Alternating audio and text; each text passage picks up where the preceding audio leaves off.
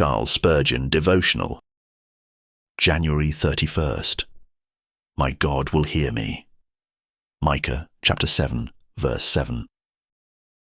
Friends may be unfaithful, but the Lord will not turn away from the gracious soul.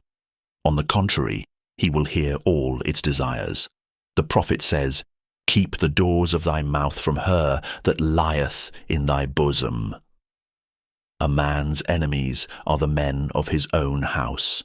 This is a wretched state of affairs, but even in such a case the best friend remains true, and we may tell him all our grief.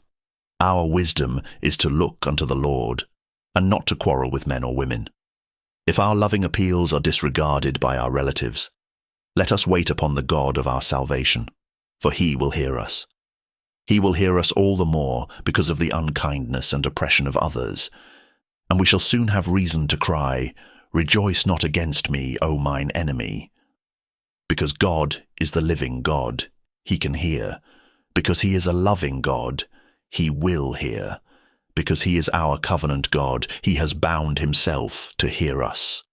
If we can each one speak of him as my God, we may with absolute certainty say, "My God will hear me." Come then, O bleeding heart, and let thy sorrows tell themselves out to the Lord thy God. I will bow the knee in secret and inwardly whisper, "My God will hear me."